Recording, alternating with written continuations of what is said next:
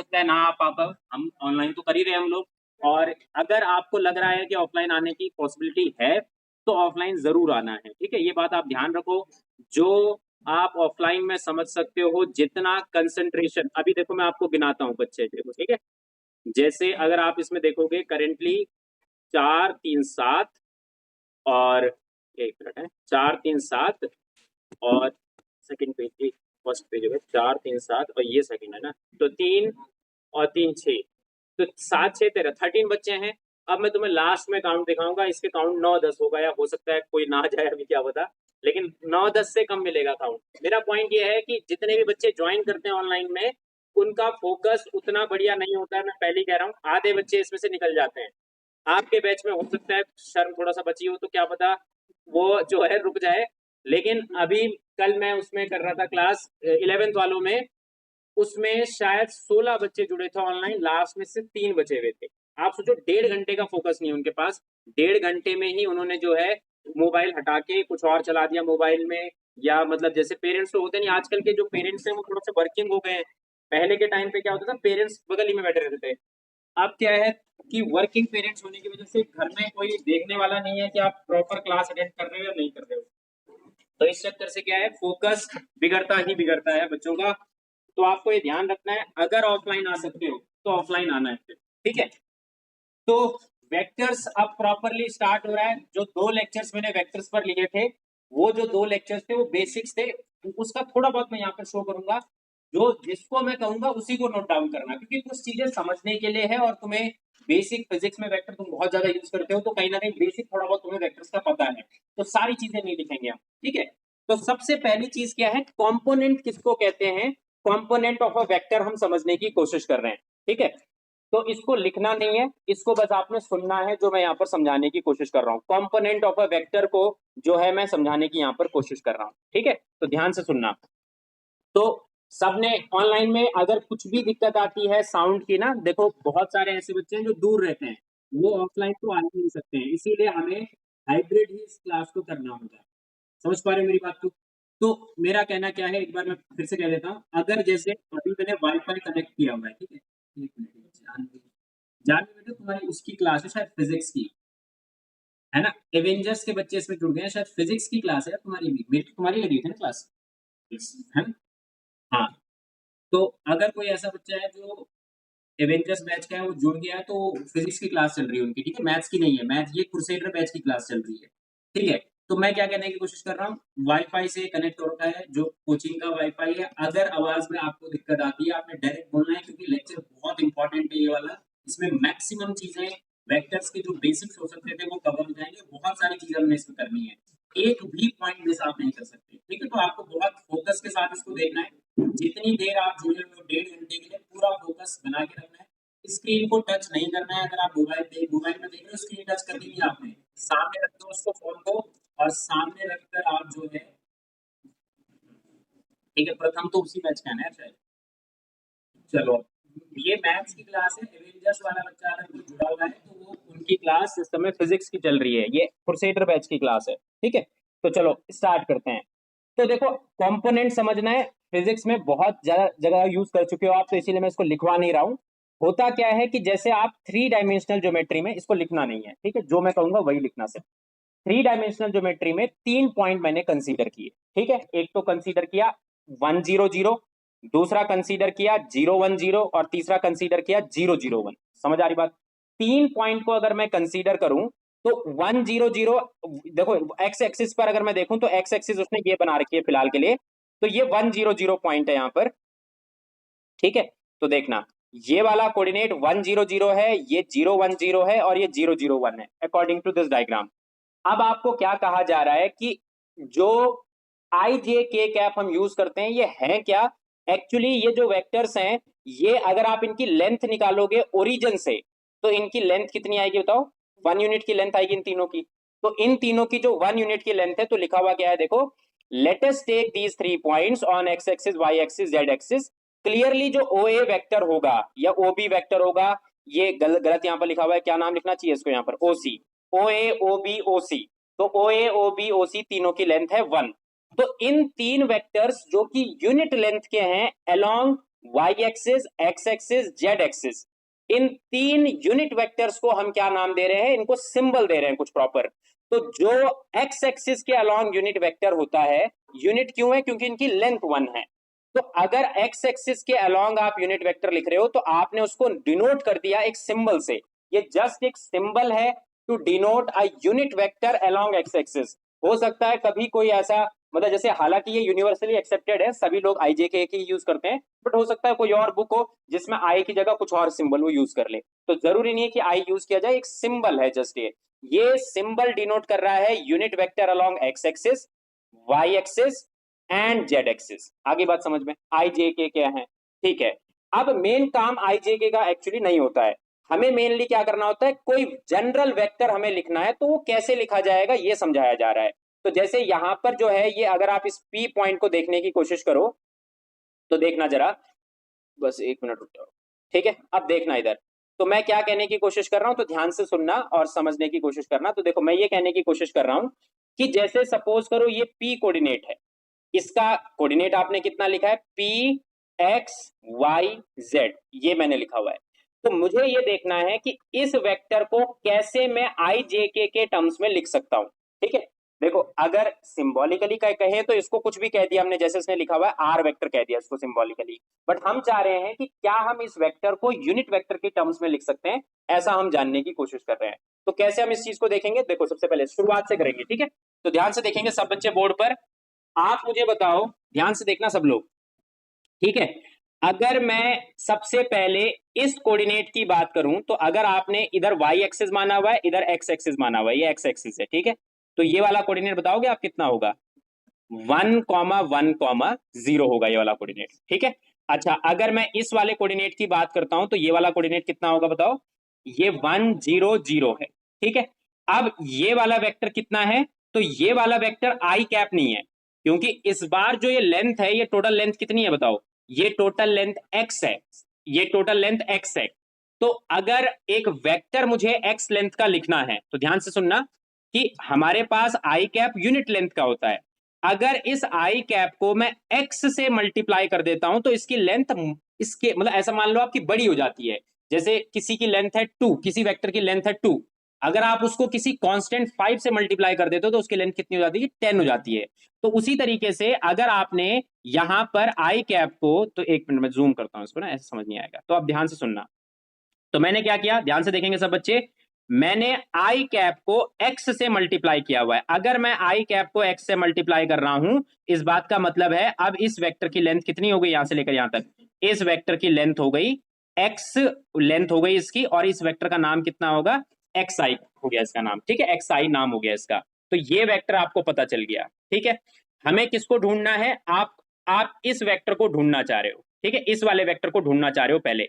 Objective क्या है, objective ये वाला वेक्टर ढूंढना है, तो ध्यान से देखते रहना बोर्ड पर। ऑब्जेक्टिव है इस वेक्टर को ढूंढना कि इसकी वैल्यू कितनी निकलेगी इन टर्म्स ऑफ आई जे के, मैं ढूंढना चाह रहा हूं। तो पहले मैंने क्या किया, मैंने parallelogram law of vector addition लगाया। आप मुझे बताओ क्या आपको लग रहा है कि ये पैरेललोग्राम है एक ग्राउंड के ऊपर, ग्राउंड सोच लो आप इसको, इस ग्राउंड पर एक पैरेललोग्राम है, और ये वाला वेक्टर कौन सा है देखो, तो इसको आपने कितना कहना है, देखो वाई एक्सिस के अलॉन्ग यूनिट वेक्टर कौन होता है, जे कैप। अगर जे को मैं उस लेंथ से मल्टीप्लाई कर दूं जितने लेंथ का ये वेक्टर है, तो ये वेक्टर निकल आएगा। इसका कोऑर्डिनेट कितना होगा, यहां पर ये होगा 1, वाई एक्सिस है क्योंकि ये, तो इसको 0, 1, 0 लिख लेते हैं फिलहाल, ठीक है, 0, 1, 0 लिख दें। तो अगर ये 0, 1, 0 है तो इसकी लेंथ 0, 1, 0 नहीं, सॉरी, 0, y, 0 लिखना सही रहेगा। तो ये 0, y, 0 है, और अगर मैंने जे कैप को y से मल्टीप्लाई कर दिया तो बेसिकली ये वाला वेक्टर निकल आया, समझ पा रहे हो, ठीक है। अब ये वाला वेक्टर क्या है, डायगोनल ऑफ द पैरेललोग्राम है। तो पैरेललोग्राम लॉ क्या सिखाता है कि इस वाले वेक्टर को कैसे लिख सकते हो फिर आप, अगर एक वेक्टर है ए वेक्टर, एक ये वाला वेक्टर है, तो इसका डायगोनल जो ये बनता था, ये क्या बनता था बताओ, a vector plus b vector. Of diagonal क्या बनता था बताओ, a vector minus b vector, ऐसा बनता था ना ऑफ डायगोनल। तो ये वाला वेक्टर कितना है, a vector plus b vector. तो फिलहाल के लिए ये वाला लिखना नहीं है, इस चीज को ये समझना है सिर्फ, ये वाला वेक्टर कितना आ जाएगा, एक्स आई कैप प्लस कितना आएगा यहाँ पर, वाई जे कैप, ऐसा आएगा ये। अच्छा ठीक है, अब मैं चाहता हूं इस वाले वेक्टर को लिखना कि ये वाला वेक्टर क्या है, तो ध्यान से देखते रहना। तो इस वेक्टर को लिखने के लिए मैंने क्या क्या क्या चीजें यूज करने की कोशिश करी, तो ध्यान से देखना, ये वाला वेक्टर अब मुझे लिखना है कि ये वेक्टर कितना होगा। तो आप इसको इस तरीके से सोच के चलेंगे कि इस वेक्टर को जब मैं लिखने की कोशिश कर रहा हूं, ये वेक्टर, इस वाले वेक्टर की हम बात कर रहे हैं, तो इस वाले वेक्टर को निकालना अगर मुझे है तो मैं कैसे निकाल सकता हूं, एक बार कोई बताएगा? एक तो तरीका मैंने शायद लिखवा ही दिया था आपको कि किसी भी वेक्टर को लिखना है तो कैसे लिखा जाता है कि आप जैसे फाइनल माइनस इनिशियल से, है ना। एक बार मैं चाह रहा था उसका यूज ना किया जाए, मैं triangle law of vector addition का यूज यहां पर करना चाह रहा था। तो जैसे कैसे मैं इसको लिख सकता हूं, एक बार सोचो जरा। ये वेक्टर कितनी लेंथ का होगा, सबसे पहले तो आप ये बता दो जितनी इसकी हाइट है। इस वेक्टर की हाइट कितनी है बता सकते हो आप? जेड, जेड होगी ना इसकी हाइट, इसकी हाइट जेड है। अब ये क्या है ना, ये जेड एक्सिस के पैरेलल है। अगर आप देखोगे इस डायग्राम को, तो ये वाला वेक्टर क्या है, जेड एक्सिस के पैरेलल है। जेड एक्सिस के पैरेलल होने की वजह से क्या होगा इसमें कि भाई इसमें जो है जेड के अलोंग चेंजेस हो रहे होंगे, एक्स और वाई के अलोंग चेंजेस नहीं हो रहे होंगे, है ना। इसमें क्या हो रहा होगा, एक्स के अलोंग क्या था, वाई के अलोंग क्या था, उसमें कोई भी चेंज नहीं हो रहा होगा। तो इस बात को कहना वैसे मुश्किल हो रहा है, कैसे कहें कि इस वेक्टर की वैल्यू कितनी आएगी। इधर फोन बाद में चला लेना आयुष, मैं तुम तो यार शर्म तो कर लो, क्या मैंने तुम्हें समझाया। रखो बैग में, उसको रखो बैग में रखो। हाँ, मैं क्या कहना चाह रहा हूं, जैसे आपने अभी फिलहाल एक बार मैं यूज कर लेता हूं, बाद में मैं देखूंगा। तो मैंने क्या किया, अगर मुझे किसी वेक्टर को लिखना है, थोड़ी देर में मैं सोचता हूं कि इसको मैं कैसे लाऊंगा। तो अगर मैं इस कोऑर्डिनेट को लिख रहा हूं, तो इस कोऑर्डिनेट की वैल्यू कितनी आएगी बताओ, एक्स वाई जीरो आएगी। तो फिलहाल इस वाले को मैं लिख लेता हूं एक बार। इस वाले वेक्टर को कैसे लिखोगे, तो इस वाले वेक्टर को आप लिखोगे फाइनल माइनस इनिशियल से। तो इस वेक्टर की वैल्यू कितनी आएगी बताओ, एक्स माइनस एक्स, तो कितना आएगा, जीरो आई कैप, जीरो जे कैप, तो कितना आएगा यहाँ पर, जेड के कैप आएगा। अब आप कैसे सोच के चलना, देखो इधर, ये एक वेक्टर है, ये एक वेक्टर है, और ये दूसरा वेक्टर है, ऐसे। तो अब ये क्या है, triangle law of vector addition से आप इसको लिख सकते हो ना। ट्राइंगल लॉ क्या सिखाता था कि अगर एक वेक्टर है ए, ये दूसरा वेक्टर है बी, तो ये वाला वेक्टर कितना होता था, सी वेक्टर, जिसकी वैल्यू कितनी होती थी, ए वेक्टर प्लस बी वेक्टर। तो मैं ये कहने की कोशिश कर रहा हूं कि ये वाला वेक्टर फिर कितना निकल आएगा, ये वाला। तो आप कहोगे, अगर इसको आप सिंबल आर वेक्टर दे रहे थे, तो ये वाला वेक्टर आएगा एक्स आई प्लस वाई जे प्लस जेड के। समझ पा रहे हो मेरी बात को? तो ऐसे करके हमने लिख दिया। बट अभी भी वो चैलेंज अभी भी बना हुआ है कि एक्चुअली मैं ये चाह रहा था कि इसको सिर्फ हम ट्राइंगल लॉ से समझ पाए कि ये वाला वेक्टर कैसे लिखा जाएगा। तो इस वेक्टर को अगर मैं लिखना चाह रहा हूं, तो एक काम करते हैं, इस वेक्टर को लिखने के लिए ना, जैसे हमें यहां पर ये वाला वेक्टर चाहिए, तो मैं इसको कैसे सोच सकता हूं। तो अच्छा नहीं, वैसे अगर देखा जाए इस वेक्टर की शायद हमको नीड नहीं है, ये वाला वेक्टर मैं गलत पकड़ रहा हूं, तभी नहीं हो पा रहा है काम। तो अब सुनना, अगर मैं थ्री डायमेंशनल सिस्टम में देखूं, तो आप क्या इस चीज को फील कर सकते हो कि ये एक पैरेललोग्राम है।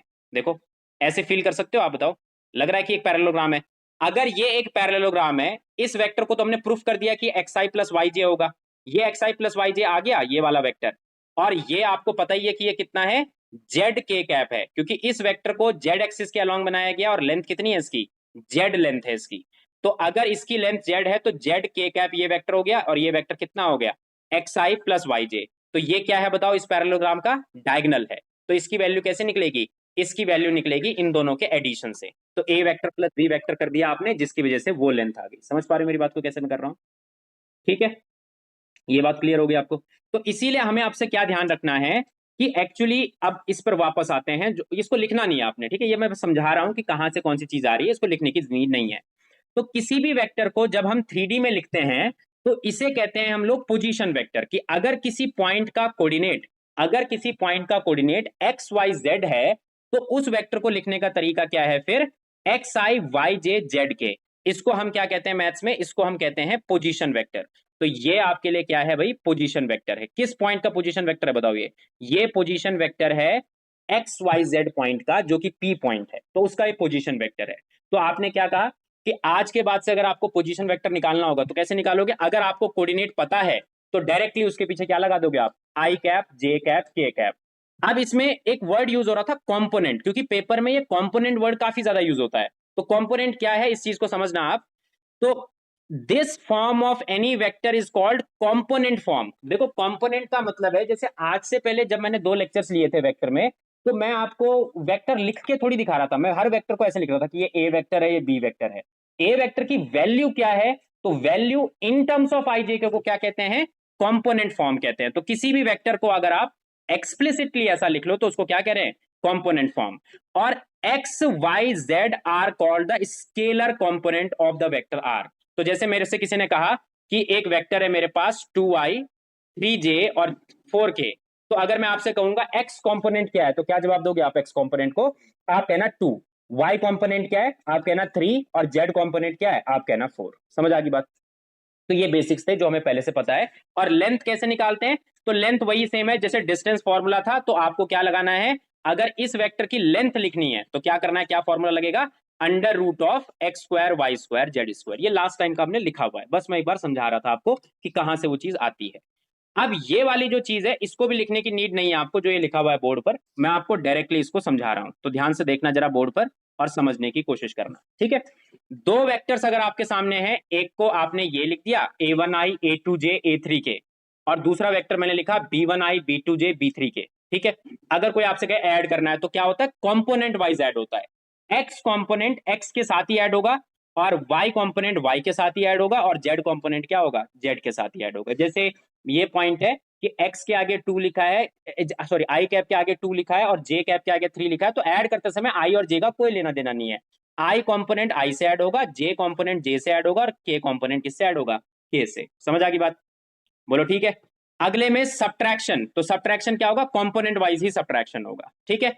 अगर किसी कांस्टेंट से आपने मल्टीप्लाई किया है तो हर एक कंपोनेंट में वो जाके मल्टीप्लाई हो जाएगा। तो ये क्या समझा रहा है, तो ध्यान से सुनना, ए वेक्टर में अगर आप लैम्डा मल्टीप्लाई करते हो तो हर एक कंपोनेंट में वो जाके मल्टीप्लाई होगा।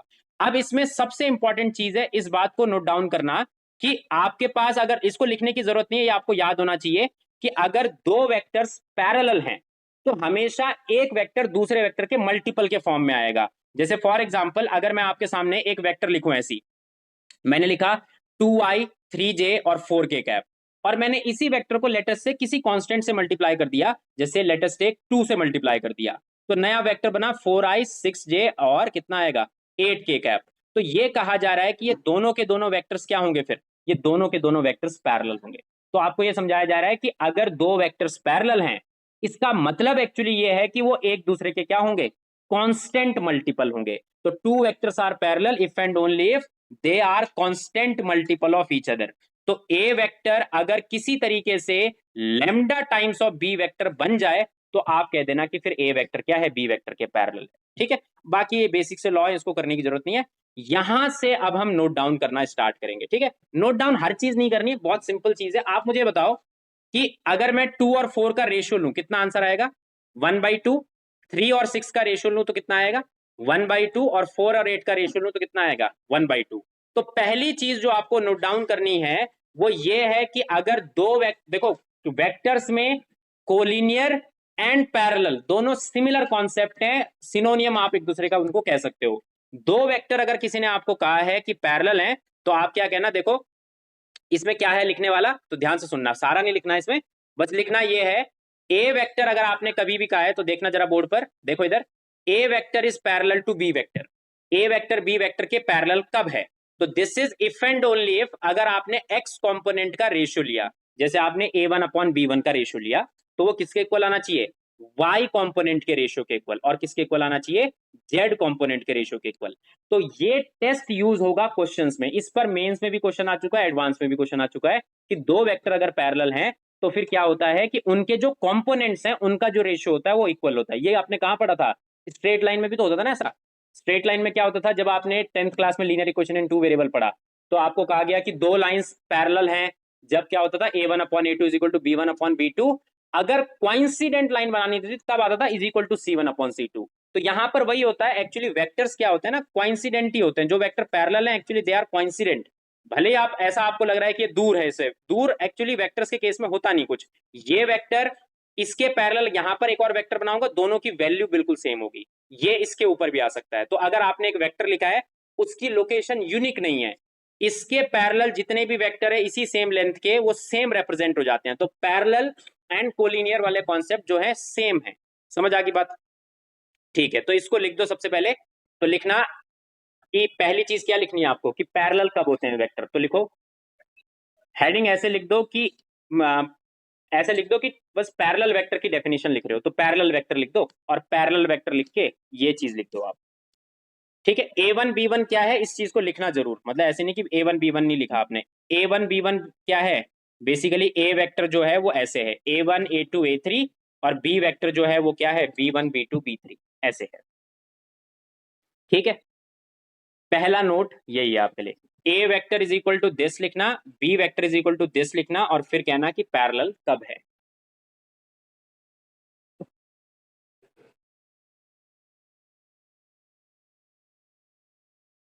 ठीक है, लिख दिया यहां तक। तो बस ये टेस्ट लिखने को मैं आपसे कह रहा हूं, टेस्ट लिख दो, और ए वेक्टर क्या है और बी वेक्टर क्या है ये उसका टेस्ट है। ठीक है,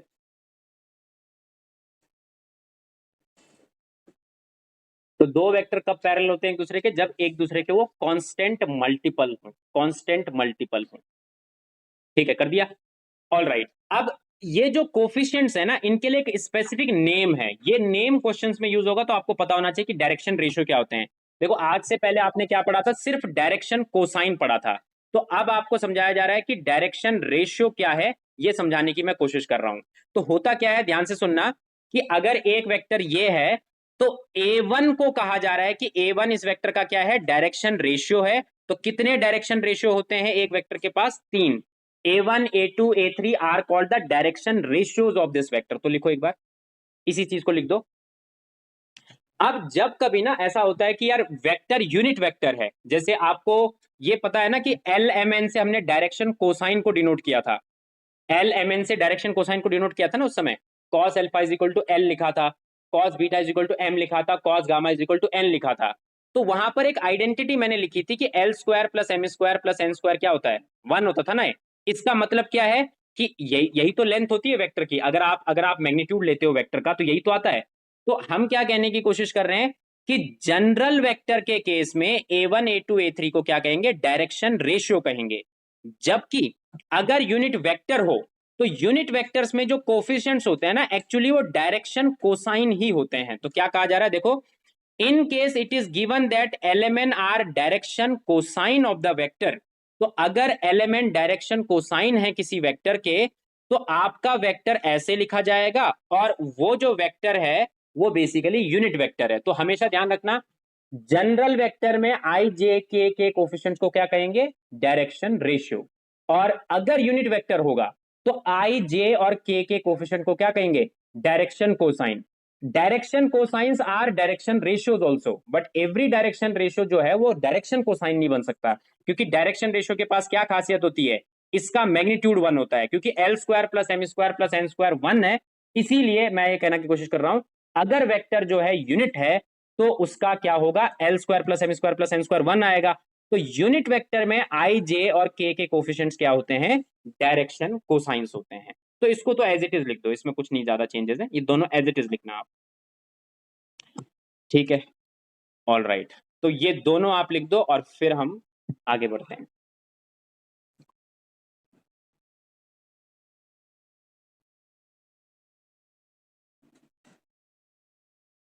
ठीक है, अब क्वेश्चंस पर आना है, और काफी सारे क्वेश्चंस है, मतलब ऐसे समझ लो आप करने के लिए अभी आपको क्वेश्चंस पर आना है मेनली।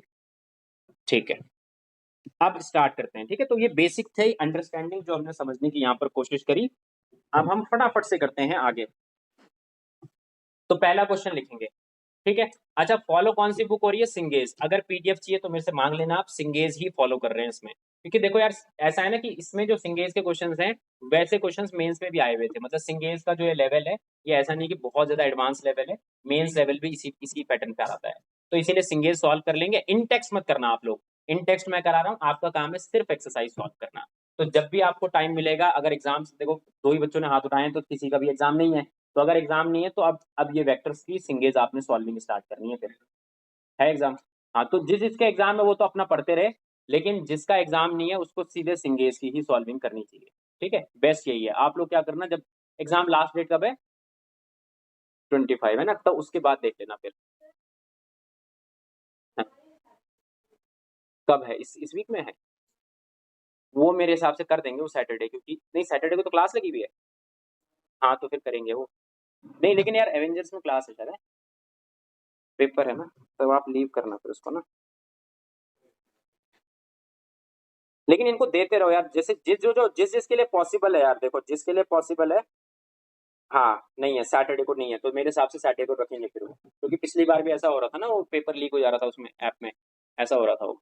तो सैटरडे रखेंगे वो, क्योंकि क्लास तो वैसे भी नहीं है, तो फिर वो सैटरडे रखेंगे। क्या पता ना भी हो, क्योंकि वो दो दो, फिर वो इन्विजिलेटर को 2 बार बुलाना पड़ेगा ना शायद, ऐसा हो सकता है।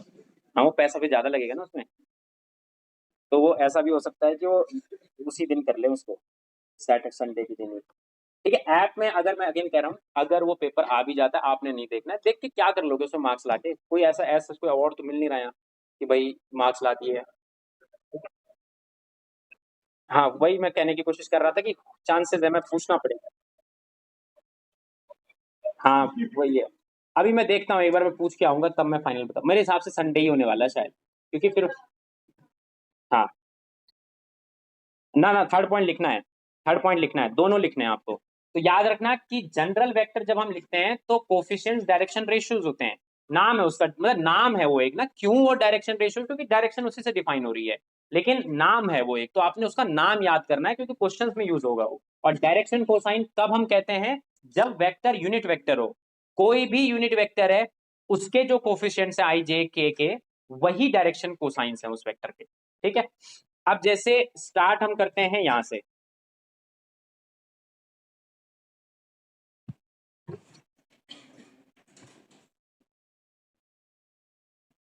तो चलो ठीक है, करें पहला क्वेश्चन, किसी का आंसर आया तो बताओ। अब देखो, इसको समझने की कोशिश करते हैं, ठीक है, तो देखो, a unit vector of modulus 2, a unit vector of modulus 2 is equally inclined to, unit vector क्यों कह रहा फिर इसको ये है, यूनिट वेक्टर गलती से लिख दिया इसने, अब वेक्टर लिखना चाहिए ना, मॉड्यूलस 2 का मतलब क्या है, उसका उसकी लेंथ कितनी है, 2 लेंथ है उसकी, ठीक है। तो a unit vector of modulus 2 is equally inclined to X axis and Y axis at this angle.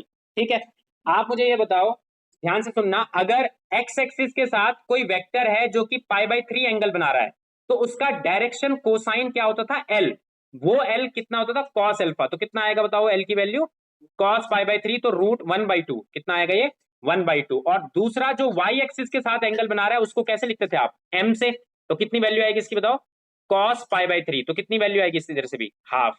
अब कॉस गामा आपको निकालना है सबसे पहले, तो बाकी तो चीजें बाद में होंगी। तो आप मुझे बताओ कॉस गामा निकालने के लिए आप क्या यूज करोगे, तो हाँ वही कॉस गामा क्या होता है बताओ, तो कॉस गामा हमें पता नहीं कि क्या है, तो हमने क्या कहा, cos square alpha plus cos square beta plus cos square gamma क्या होता है, 1 होता है। तो 1/4, 1/4 plus 1/4 plus cos square gamma is equal to कितना आ जाएगा, 1। तो कॉस स्क्वायर गामा की वैल्यू कितनी आ जाएगी, 1 - 1/2, तो 1/2 लिख दें यहां से आंसर।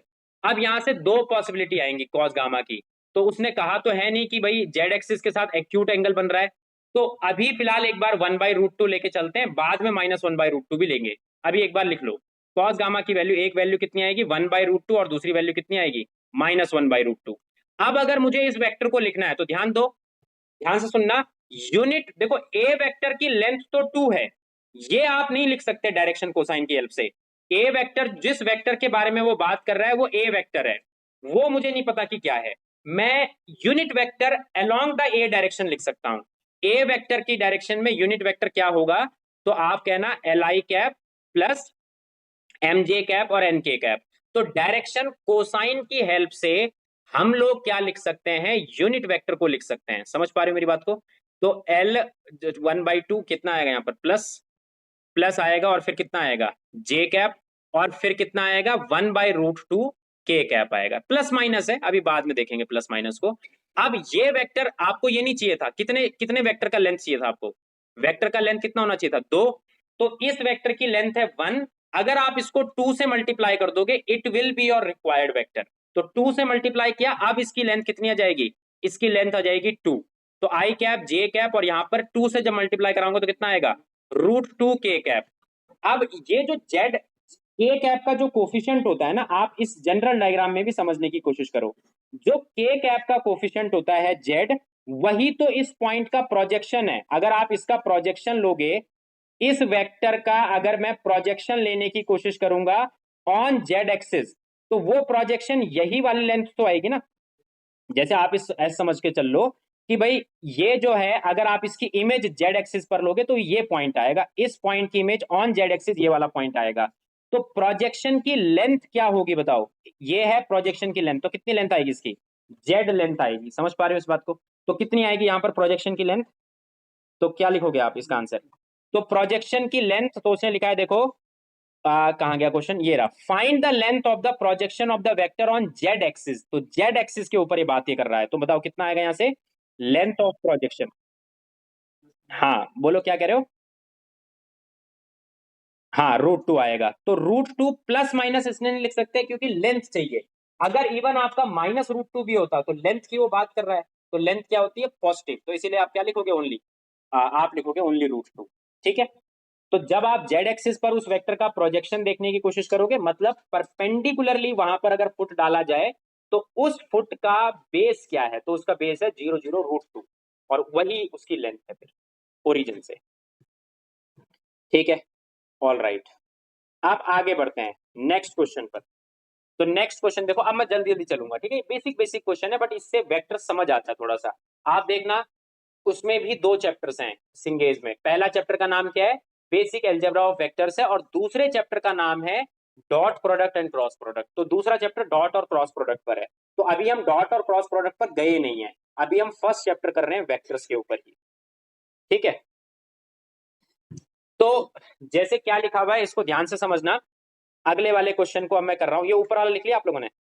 ठीक है, अब अगले वाले क्वेश्चन को मैं कर रहा हूं, तो देखना जरा बोर्ड पर, देखो इधर, देखो इसमें लिखा हुआ है if the projection of A vector on X Y Z axis are 2 1 2। देखो ऐसे समझ के चलो कि ये आपका क्या है, 3D प्लेन है और 3D कार्टेशियन प्लेन है। 3D कार्टेशियन प्लेन में कोई वेक्टर है, और इस वेक्टर का एक्स, उसने लिखा देखो, एक्स एक्सिस पर जो प्रोजेक्शन है वो है 2। तो उसने ये कहा देखो, if the projection of the vector A vector on X axis, तो जैसे आप ऐसे समझ के चलो कि ये पॉइंट क्या है, एक्स वाई जेड है। अब एक्स एक्सिस पर प्रोजेक्शन का मतलब है इस पॉइंट से अगर मैं परपेंडिकुलर ड्रॉप करूंगा, ये मान लो एक्स एक्सिस है, ये वाई एक्सिस है, जेड एक्सिस है, ठीक है, अगर मैं यहां से परपेंडिकुलर ड्रॉप करूंगा तो उस परपेंडिकुलर का फुट कितना आएगा, ये है वो एक्स की वैल्यू दे रखी है उसने। तो आप मुझे बताओ, ये तो वही सेम है ना, जैसे आप जब इस डायग्राम को देख रहे थे, इस वाले डायग्राम को, तो अभी देखने में ऐसा नहीं लगता है, बट अगर आप यहां पर से परपेंडिकुलर ड्रॉप करने की कोशिश करोगे एक्स एक्सिस पर, तो ये कितने डिग्री का एंगल आएगा, ये 90 डिग्री का एंगल आएगा ये। तो अगर मैं इस पॉइंट का प्रोजेक्शन एक्स एक्सिस पर देखता हूं तो इसका कोऑर्डिनेट बता सकते हो कितना होता है इसका कोऑर्डिनेट, x0 0। अच्छा ये हालांकि y एक्सिस है, तो ये y एक्सिस है, तो यहां पर कितना आंसर आएगा, 0 y 0। और इस पॉइंट का x एक्सिस के ऊपर प्रोजेक्शन ये वाला पॉइंट आएगा, है ना, तो ये वाला पॉइंट उसका प्रोजेक्शन है, तो इसका कोऑर्डिनेट कितना आएगा, x0 0। और z एक्सिस पर जो प्रोजेक्शन आएगा उसका कोऑर्डिनेट कितना आएगा, 0 0 z आएगा। तो बेसिकली अगर उसने ये प्रोजेक्शन दिया हुआ है आपको, तो प्रोजेक्शन दिया हुआ है तो वेक्टर को ढूंढा जा सकता है ना फिर कि वेक्टर क्या रहा होगा। तो बस वही क्वेश्चन है वो। तो देखो जरा बोर्ड पर ध्यान से और समझने की कोशिश करो इसको, तो क्या लिखा हुआ है देखना। तो इसमें ये लिखा हुआ है कि आपके पास प्रोजेक्शन, अब इसको बना नहीं रहा, आपके पास क्या लिखा हुआ है, आपके पास लिखा है if the projection of vector A vector on X Y Z axis are this this and this. तो x की वैल्यू उसने 2 दे दी, y की वैल्यू उसने 1 दे दी, z की वैल्यू उसने 2 दे दी respectively. Find the angle at which vector a is incline to z axis. तो देखो ए वेक्टर अगर मैं यहां से लिखूंगा तो ए वेक्टर बताओगे कितना लिखूं, 2i कैप, फिर j कैप, फिर 2k कैप, ये ए वेक्टर है। अब उसने क्या कहा कि जेड एक्सिस के साथ कितने डिग्री का एंगल बना रहा है, तो जेड एक्सिस के साथ हमारे सिंबल्स के अकॉर्डिंग कौन सा वाला डायरेक्शन कोसाइन काम करता है, कॉस गामा, गामा काम करता है। तो कॉस गामा की वैल्यू निकाल लेते तो वहां से गामा निकल आएगा। तो अब मैंने आपको क्या कहा कि अभी जो कोफिशिएंट्स है, अभी कौन से कोफिशिएंट्स है बताओगे, आई जे के कौन से कोफिशिएंट्स हैं, ये डायरेक्शन रेशियोज हैं। अगर मैं इसका यूनिट वेक्टर निकालूं, तो यूनिट वेक्टर निकालने का तरीका क्या है, इस वेक्टर को इसी की लेंथ से डिवाइड कर दो। तो करना जरा डिवाइड इसकी लेंथ से, इसको कितना आएगा, तो 2i cap, j cap, 2k cap, और डिवाइडेड बाय कितना आएगा, आपको लिखना होगा 2 square plus 1 square plus 2 square. तो कितना आंसर आया, 3। तो क्या उससे इधर आगे बैठ जाओ ना, उसको बंद करना पड़ेगा, वहां से बंद कर दो, हो जाएगा बंद। ये फर्स्ट वाला हो गया मेरे को लग रहा है। अच्छा, हाँ थोड़ा इधर से बैठ जाओ, या तो आगे आ जाओ या इस तरफ बैठ जाओ, है ना। अब सुनना मेरी बात को, तो आंसर कितना आया बताओ, 2/3 आई कैप, फिर कितना आएगा जे कैप बाई 3, और कितना आएगा लास्ट में के कैप बाई 3। समझ पा रहे हो मेरी बात को। तो मेरा कहना क्या है, 2/3 आई कैप, जे/3 के कैप, और जे/3 सॉरी जे कैप बाई 3 और के कैप बाई 3, ये ये यूनिट वेक्टर आ गया।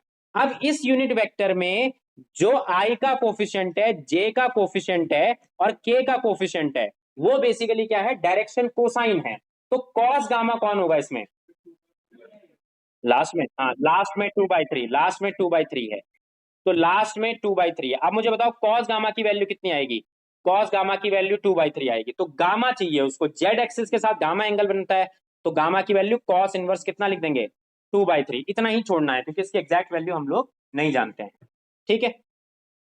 ऑल राइट, अब नेक्स्ट क्वेश्चन पर हम चल रहे हैं और इस क्वेश्चन को समझते हैं। आप इसको लिखो, क्वेश्चंस लिखने जरूरी है, ये बेसिक क्वेश्चन है, इनसे बहुत कुछ समझ आता है, ठीक है। 1 मिनट का टाइम दो, यूनिट वेक्टर निकाल दो। डायरेक्शन कोसाइन फाइंड आउट करना है तो उस वेक्टर का यूनिट वेक्टर निकाल दो। यूनिट वेक्टर में जो आई जे और के कोफिशिएंट्स हैं वही डायरेक्शन कोसाइन है, समझ गए। तो ये डायरेक्शन कोसाइंस हैं, और इन कोसाइंस की हेल्प से आपको एंगल चाहिए था कि जेड एक्सिस के साथ क्या एंगल बन रहा है। तो कॉस गामा वो एंगल होता था जो कि जेड एक्सिस के साथ बनता था, तो गामा की वैल्यू आ गई कॉस इनवर्स 2/3। समझ गए, ठीक है। अब देखो अगला क्वेश्चन रीड करो, क्या लिखा है, find a vector in the direction of this vector. तो इस वेक्टर को ए वेक्टर मान लेते हैं। ए वेक्टर की डायरेक्शन में आपको एक नया वेक्टर चाहिए जिसकी लेंथ 8 हो। आप एक बार ए वेक्टर की लेंथ देखो, ए वेक्टर की लेंथ कितनी आएगी बताओ, एक बार ए वेक्टर की लेंथ बताना। तो √5² -1 का स्क्वायर और 2 का स्क्वायर, 25, 30 लिख दो, √30। √30 is the length of A vector, ठीक है, √30 is the length of A vector. अब आपने क्या करना है, आपने ए कैप निकाल देना है। ए कैप कितना होता है, a vector divided by its magnitude, ठीक है। अब आप बताओ कितना आंसर आएगा इसका, 5/√30 और आई कैप, फिर कितना आएगा -1/√30 जे कैप, और फिर कितना आएगा 2/√30 के कैप, लिख सकते हैं ऐसा, ठीक है। ये अब ये आपने ए वेक्टर लिखा है, अब ए कैप लिखा है, सॉरी, इसकी लेंथ कितनी है ए कैप की, 1 लेंथ है इसकी, इसकी लेंथ कितनी है ए कैप की, 1। यूनिट वेक्टर है ना वो, यूनिट वेक्टर की लेंथ कितनी आती है, 1। आपको चेक करने की जरूरत नहीं है, वो 1 ही आएगी। यूनिट वेक्टर लिखने का तरीका क्या होता है, उस वेक्टर को उसी की लेंथ से डिवाइड कर दो तो 1 आएगी लेंथ। अब तो इसकी लेंथ 1 है। आपको ए वेक्टर की डायरेक्शन में कोई वेक्टर चाहिए, तो मतलब क्या चाहिए, पैरेलल वेक्टर चाहिए। आप मुझे बताओ इस वेक्टर के पैरेलल वेक्टर कैसे निकाला जाता था। मैंने कहा था ए वेक्टर बी वेक्टर के पैरेलल कब होता है, जब इसका लैम्डा टाइम्स ये हो, ऐसा कहा गया था ना। ए वेक्टर अगर बी वेक्टर के पैरेलल है, इस बात का मतलब है a vector is lambda times of B vector. तो इस वेक्टर की डायरेक्शन चेंज नहीं होनी चाहिए। तो अगर मैं इस वेक्टर को ये इस वेक्टर की डायरेक्शन कहूं, क्या इन दोनों वेक्टर की डायरेक्शन सेम है बताओ, लैम्डा क्या है इन दोनों वेक्टर के केस में, इसमें और इसमें 1/√30 लैम्डा है ना, तो ये दोनों वेक्टर की डायरेक्शन तो सेम है। अब अगर मैं इसको मल्टीप्लाई कर दूं 8 से, अगर मैंने एक नया वेक्टर लिखा जिसको मैंने 8 ए कैप लिखा, तो क्या मैं ये कह सकता हूं कि जो इसकी डायरेक्शन है वही इस वाले वेक्टर की भी डायरेक्शन है, क्योंकि पॉजिटिव नंबर मल्टीप्लाई करने से डायरेक्शन चेंज नहीं होती, सिर्फ क्या चेंज होता है, लेंथ। तो इसको आपने ऐसे लिखा। अब इस वेक्टर का मैग्नीट्यूड तो 1 है, 8 से मल्टीप्लाई कर दिया तो ओवरऑल मैग्नीट्यूड कितना आ गया, ओवरऑल मैग्नीट्यूड 8 आ गया। तो मेरे पास ये एक वो वेक्टर है जिसकी लेंथ 8 है और ये उसी डायरेक्शन में है जिस डायरेक्शन में ए वेक्टर है। तो यूनिट क्यों निकाला फिर बीच में, यूनिट इसलिए निकाला क्योंकि यूनिट की लेंथ होती है 1। अब 1 लेंथ वाले को किसी से भी मल्टीप्लाई कर दो वही लेंथ बन जाएगी जिससे मल्टीप्लाई किया है। तो ये वो वेक्टर है जिसकी direction same to same A vector जैसी है। 8 5 कितना होता है 40, तो 40/√30 आई कैप, फिर कितना आएगा 8/√30 जे कैप, और फिर कितना आएगा 16/√30 के कैप। तो ये मतलब स्कूल एग्जाम में आप ऐसा समझ के चलना, बोर्ड में भी 1 नंबर में आएगा ये क्वेश्चन, ऑलमोस्ट गारंटेड होता है वेक्टर का। तो मैं क्या कहने की कोशिश कर रहा हूं, कभी भी किसी वेक्टर की डायरेक्शन में नया वेक्टर चाहिए उसी डायरेक्शन में, लेकिन लेंथ अलग चाहिए। तो प्रोसेस क्या है, उस वेक्टर का पहले आप क्या निकाल दो, यूनिट वेक्टर। अब दोनों की लेंथ डायरेक्शन सेम है, डायरेक्शन में चेंज नहीं हुआ है, जो ए वेक्टर की डायरेक्शन है वही यूनिट वेक्टर की भी डायरेक्शन होती है। अब उसको अगर आप 8 से मल्टीप्लाई कर दोगे तो ये एक ऐसा नया वेक्टर है जिसकी लेंथ क्या है, वो 8 है। समझ गए बात को, कर सकते हैं ऐसा, ठीक है। वेक्टर नहीं, वेक्टर क्यों निकाला, मतलब जैसे यूनिट वेक्टर क्यों निकाला, क्योंकि डायरेक्शन कोसाइंस जो होते हैं ना वो यूनिट वेक्टर के कोफिशिएंट होते हैं। वेक्टर के कोफिशिएंट डायरेक्शन रेशियोज होते हैं, वेक्टर्स के जो कोफिशिएंट्स होते हैं ना वो डायरेक्शन रेशियोज होते हैं। हमें डायरेक्शन कोसाइन क्यों चाहिए, क्योंकि जेड एक्सिस के साथ एंगल कौन देगा, डायरेक्शन कोसाइन देगा ना, तो डायरेक्शन कोसाइन पहले चाहिए थे, तो डायरेक्शन कोसाइन क्या होते हैं, आई जे के कोफिशिएंट्स होते हैं, ठीक है। कर लें आगे, ठीक है।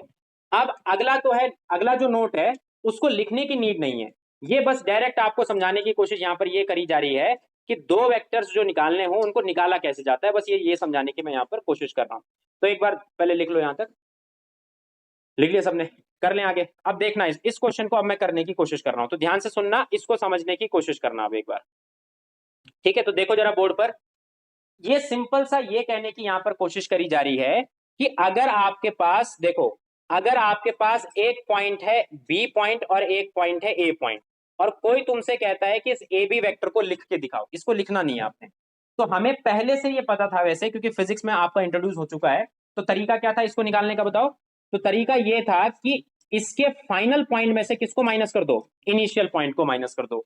तो आंसर ए बी वेक्टर का कितना आएगा, अगर मैं देखूं यहां पर मैं लिखने की कोशिश करूं, तो ए बी वेक्टर कैसे लिखोगे आप, बी के कोऑर्डिनेट में से ए के कोऑर्डिनेट माइनस कर दो, तो कितना आएगा, x2 माइनस x1 आई कैप, y2 माइनस y1 जे कैप, और लास्ट में कितना आएगा, z2 माइनस z1 के कैप। तो बस इसका पॉइंट यही है कि कभी भी दो पॉइंट्स के बीच में जो वेक्टर बन रहा है अगर उसको निकालना है तो फाइनल वाले कोऑर्डिनेट में से इनिशियल वाले कोऑर्डिनेट को माइनस कर दो, इसको लिखने की नीड नहीं है। कर दें आगे, ठीक है। अब आते हैं मेनली इन क्वेश्चंस पर जिनमें थोड़ा बहुत मतलब यही वाला यूज हो रहा है कॉन्सेप्ट, बट थोड़ा अच्छे क्वेश्चन है, इसीलिए मैं इनको ले आया। तो देखो जरा बोर्ड पर, नेक्स्ट क्वेश्चन को अब हम समझने की कोशिश कर रहे हैं। देखो रीड करो, इसको क्या लिखा है, find the unit vector in the direction of P Q where P and Q are these 2 points. तो यूनिट वेक्टर डायरेक्ट नहीं निकलेगा, पहले आपको पी क्यू वेक्टर निकालना पड़ेगा। तो पी क्यू वेक्टर कैसे निकलेगा बताओ, पी क्यू वेक्टर निकालने के लिए क्या करोगे, फाइनल माइनस इनिशियल, तो करो जरा, 4 माइनस 1 कितना लिखूं, 3 आई कैप, फिर 5 माइनस 2 कितना लिखें, 3 जे कैप, और 6 माइनस 3 कितना लिखें, 3 के कैप। अब यूनिट वेक्टर चाहिए था, उसको पी क्यू नहीं चाहिए था, तो पी क्यू यूनिट वेक्टर कैसे डिनोट करते हैं, पी क्यू के ऊपर एक कैप लगा देते हैं, दिस कैप डिनोट्स कि वो यूनिट वेक्टर है। तो कितने आएंगे बताओ, इसी वेक्टर को इसी की लेंथ से बस डिवाइड कर देना है। तो फॉर्मूला क्या है यूनिट वेक्टर को लिखने का, यूनिट वेक्टर को लिखने का फॉर्मूला है कि पी क्यू वेक्टर को अगर आप पी क्यू की ही लेंथ से डिवाइड कर दो तो काम बन सकता है। तो डिवीजन में कितना आएगा बताओ, under root 3 square 3 square 3 square, तो 9 3 जा कितना होता है 27, तो 27 को कितना लिख सकते हैं 3√3। तो आपने 3 कट कर दिया तो कितना बनेगा फाइनली 1/√3 आई कैप, फिर कितना आएगा 1/√3 जे कैप, और फिर कितना आएगा 1/√3 के कैप। बस ऐसे कर लिया, ठीक है। तो पहला क्वेश्चन हो गया। अब दूसरा क्वेश्चन क्या है उसको समझना, पहले आप इसको लिख लो फटाफट से, फिर दूसरे क्वेश्चन पर चलेंगे। तो ध्यान से सुनना और समझने की कोशिश करना, ठीक है। तो लिखा हुआ है for given vectors A vector B vector find the unit vector in the direction of A plus B. तो बस इस क्वेश्चन को कराने का पर्पस क्या है कि आपको ए प्लस बी करना आ जाए। ए वेक्टर प्लस बी वेक्टर कैसे निकालोगे बताओ, ऐड करके डायरेक्टली, कॉम्पोनेंट वाइज ऐड होता है, तो बता करना जरा ऐड, 2 माइनस 1 आई कैप लिख दूं डायरेक्टली, और फिर 0 जे कैप, और लास्ट के कैप, सही लिखा है ये। अब उसके बाद ए वेक्टर प्लस बी वेक्टर का यूनिट चाहिए, तो इसको क्या कर देंगे, इसी से डिवाइड कर देंगे। तो वो कहना चाह रहा है कि ए प्लस बी की डायरेक्शन में एक यूनिट वेक्टर लिखो, तो उसी का यूनिट वेक्टर लिख लेते हैं, उसी वेक्टर को उसी के मैग्नीट्यूड से डिवाइड कर दो, यही वो रिक्वायर्ड वेक्टर है जिसको हम सी कैप से फिलहाल डिनोट कर रहे हैं। ये सी वेक्टर चाहिए जो कि यूनिट हो इसी डायरेक्शन में जिसमें ए प्लस बी है। तो कितना आएगा बताओ आंसर, लेंथ कितनी है इसकी, लेंथ बोलो, लेंथ √2 है, तो √2 से डिवाइड कर दो, आई कैप डिवाइडेड बाय √2, 0/√2, 0/√2 लिखने की हालांकि नीड नहीं है, 0 ही आएगा, लेकिन लिख लेता हूं मैं ऐसी, तो k/√2। समझ आ गई बात, कर लें आगे, ठीक है। नेक्स्ट क्वेश्चन, आप इसको लिखो और फिर नेक्स्ट क्वेश्चन करना है।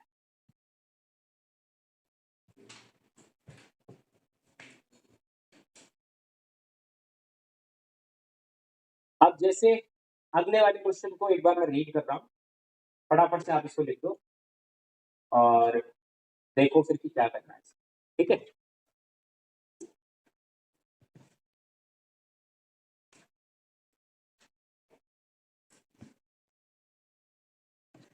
ठीक है, अब देखो जरा बोर्ड पर क्या लिखा हुआ है। Show that the point A B and C with position vector this and this respectively form the vertices of a right angle triangle. देखो ये जो है ए बी सी के कौन से वेक्टर्स हैं, ये पोजीशन वेक्टर्स हैं। तो पोजीशन वेक्टर का मतलब ये नहीं होता कि ये वेक्टर्स की सॉरी ट्राइंगल की साइड्स हैं। आपके पास ये ट्राइंगल की साइड्स नहीं है। जब हम इस क्वेश्चन को डील कर रहे हैं, ये ऊपर वाला क्वेश्चन लिख लिया, ठीक है। अब ध्यान से सुनना, जैसे मैं ये कहने की कोशिश कर रहा हूं कि बेसिकली यहां पर आप मान लो ये ओरिजिन था, ये था 0 0 0।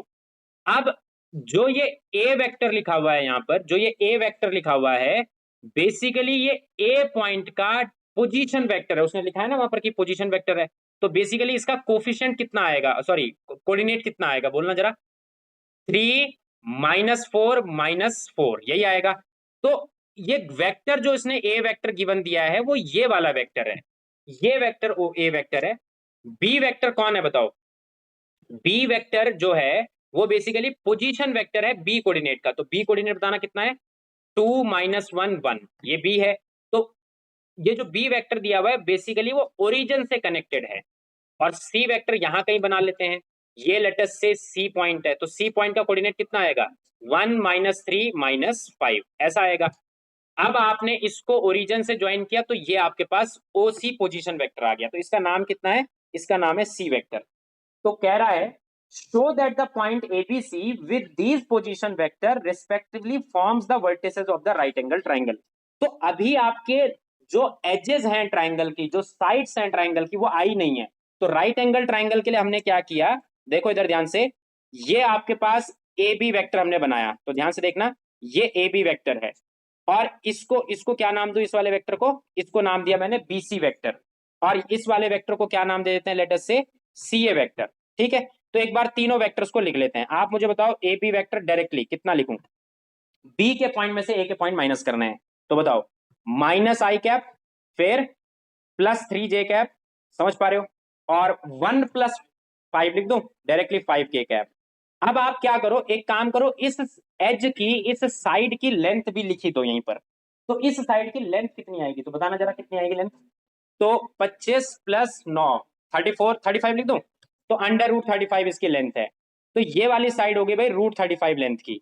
अब दूसरी साइड पर आते हैं, तो बीसी वेक्टर को पहले लिखते हैं। तो बीसी वेक्टर बताओ कितना आएगा, तो बीसी वेक्टर आएगा फाइनल माइनस इनिशियल से, तो -i लिख दूं, -i कैप प्लस -3 + 1, तो -3 + 1 कितना होता है, -2 ना, -2j कैप -5 -1, तो +4k कैप लिख दूं। अच्छा आप इसकी लेंथ बताना जरा बीसी वेक्टर की, 16 + 4 21 लिख दूं, ठीक है। तो √21। सिमिलरली आप क्या करो, सी ए वेक्टर, देखो ऐसा मैं नहीं कह रहा हूं कि सी ए ही लिखना है, आप ए सी भी लिखोगे कोई दिक्कत नहीं, उसमें कुछ भी लिख दो आप, एजेस को डिनोट करना चाहिए ट्राइंगल की वो। हाँ बोलो कुछ गलती है, ठीक है। सी ए वेक्टर लिखूं, तो सी ए वेक्टर बताना जरा कितनी आएगी, सी ए वेक्टर 3 - 1, तो 2i कैप, फिर कितना आएगा बताओ, -4 + 3, -4 + 3 कितना होता है, -4 + 3 होता है -j कैप, और -4 + 5 k कैप, +k कैप आएगा। सही लिखा ना, ठीक है। सी ए लिखना चाह रहा था मैं, तो सी ए का मतलब फाइनल माइनस इनिशियल, हाँ सही लिखा है, ठीक है। तो लेंथ बताओ जरा इसकी कितनी आएगी, तो इसकी लेंथ आएगी √6, ठीक है, ये √6 है। अब आपको चेक करना था कि एबीसी जो ट्राइंगल है, एबीसी ट्राइंगल की जो वर्टिस, जो आपके साइड्स हैं उनको डिनोट करने वाले वेक्टर्स हमने बना दिए। आप इनकी लेंथ चेक करो कि क्या ये पाइथागोरस थ्योरम को सेटिस्फाई कर रही हैं। तो मुझे बताओ कि √21 का स्क्वायर अगर हम करते हैं और उसमें नहीं, ये तो बना ही नहीं रहा है, -6 आएगा, बीसी वेक्टर में आएगा -6 आएगा, तो यहां पर -6 लिख दूं, ठीक है। तो -6 लिख दिया। अगर ये -6 है तो बताओगे लेंथ कितनी होगी फिर, 36 36 + 4 तो 41 लिख दे। तो अब आप बताओ मुझे जरा कि √21 √35 का स्क्वायर करने पर और √6 का स्क्वायर करने पर तो किसके इक्वल आ रहा है बताओ। ये 41 आ रहा है ना, ये तो किस चीज के इक्वल है? √41 के स्क्वायर के। तो क्योंकि साइड्स पाइथागोरस थ्योरम को सेटिस्फाई कर रही हैं, इसीलिए आप क्या कहोगे इसको कि द वेक्टर्स, नहीं वेक्टर्स वर्ड यूज नहीं करना चाहिए, the points ABC forms a right angle triangle. तो हमने इस बार वेक्टर मेथड की हेल्प ली और वेक्टर मेथड की हेल्प से हमने जानबूझ के ये शो करने की कोशिश करी। अगर ये 3D का क्वेश्चन होता तो आप डायरेक्टली क्या निकाल सकते थे? देखो 3D के क्वेश्चन में ये डिस्टेंस तो वेक्टर निकालने की क्या जरूरत है? डिस्टेंस फॉर्मूला क्या होता है 3D में? x2 - x1 का होल स्क्वायर, y2 - y1 का होल स्क्वायर, z2 - z1 का होल स्क्वायर। तो डिस्टेंस फॉर्मूले से भी ये हम डिस्टेंस निकाल सकते थे, बट हमने जानबूझ के वेक्टर्स बनाए कि जो साइड्स को डिनोट करने वाले वेक्टर्स हैं वो क्या हैं, और उसके बाद हमने उसकी लेंथ लिख दी। ठीक है,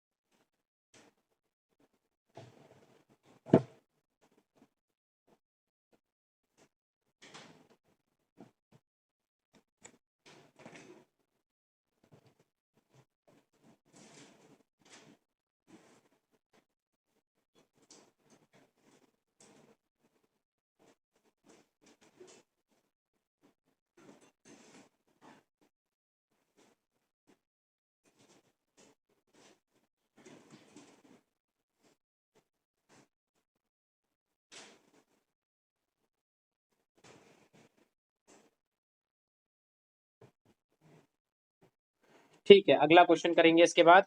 ये वाला क्वेश्चन करके दिखाना एक बार। हाँ करो, फटाफट से करना एक बार।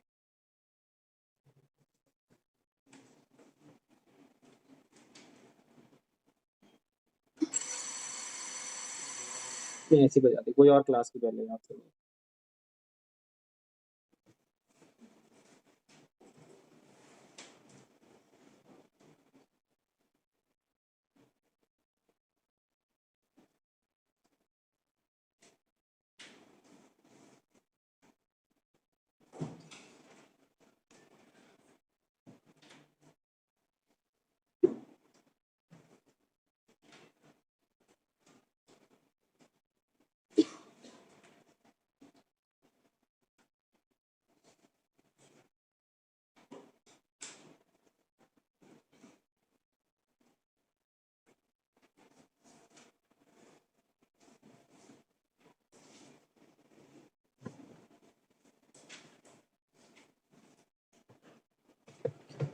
ठीक है, करें अगला।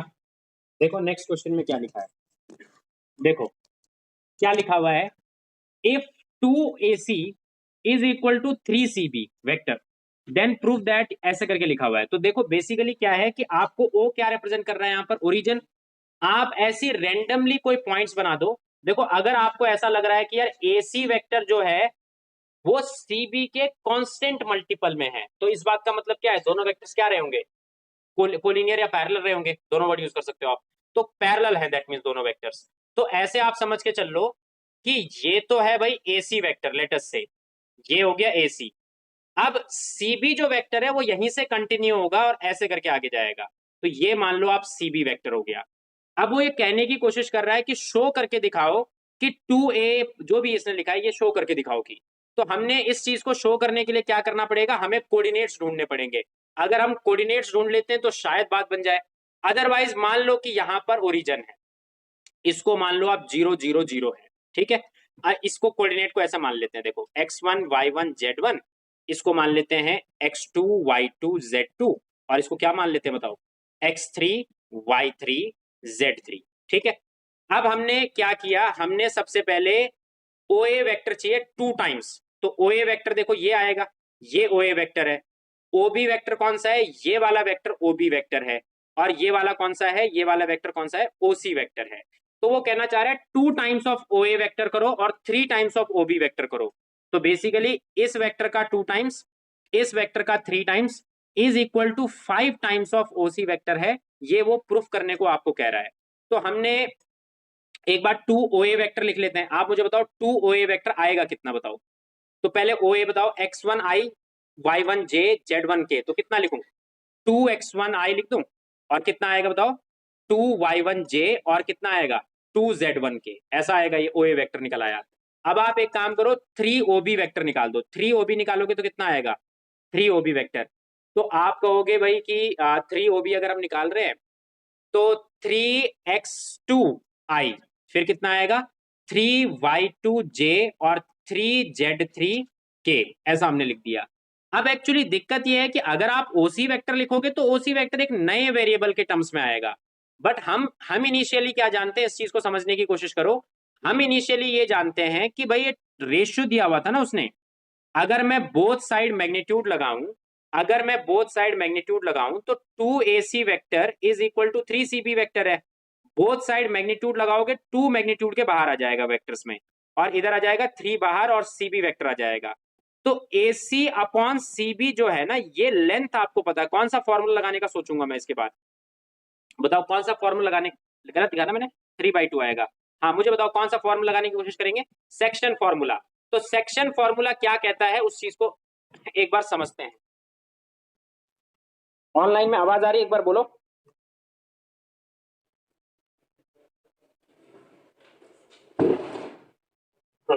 ऑनलाइन में एक बार बोलो। अच्छा, इंटरनेट की डिस्कनेक्ट।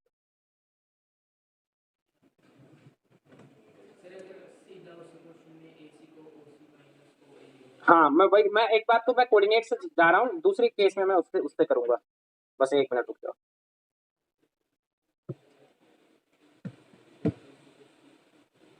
ठीक है, कनेक्ट तो हो गया।